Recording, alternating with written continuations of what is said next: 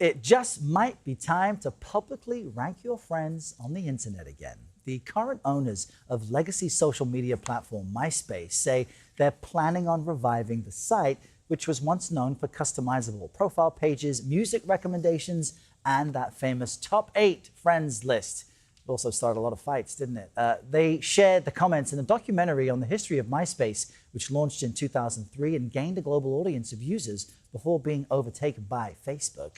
To discuss this, we're joined by Lance Ulanoff. He's the editor-at-large at Tech Radar and a face I am very familiar with, talking technology for so long. Lance, great to see you. Thanks for being here.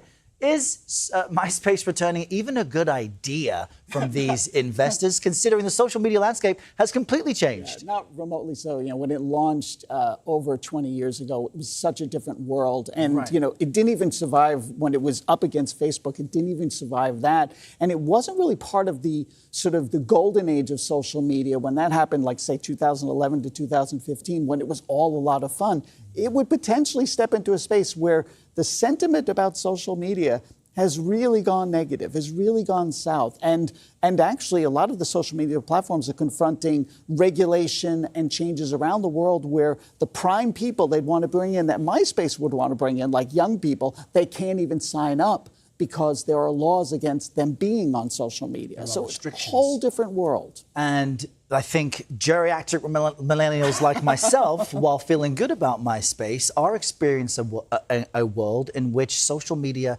platforms and sites aren't necessarily fun, free places to be. To your point, the landscape has changed. Yeah, it doesn't feel the same. I mean, people, you know, so social media was all about bringing the world together, right? That was why everybody created these things. Even the Facebook, which is what it was when, you know, when MySpace was around, was about college, bringing people together in a college, and it became bringing people together in the world. And that was Twitter and all that. And then when people got into the same room, they finally discovered 10 years down the road, we don't agree about a lot of stuff. You know, I'm going to talk about that.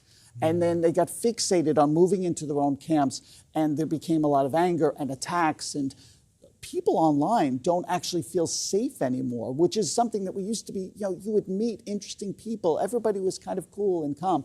It is not like that anymore. And, you know, MySpace was interesting because it was both that, but also chaos. Because it was like the mind of a tween turned inside out, right? Just like it didn't look like anything normal. There was GIFs and there were little bits of words and there was a music you loved. And now it's like, it's very rigid and organized now. One thing I will add, which is really interesting about this idea that it would come back, is that they didn't mention that we're going to build it on the platform of AI. Because that's all anyone cares about right now. But also that would be the worst experience possible. We've already learned about overreaching algorithms, how they can mess up your experience.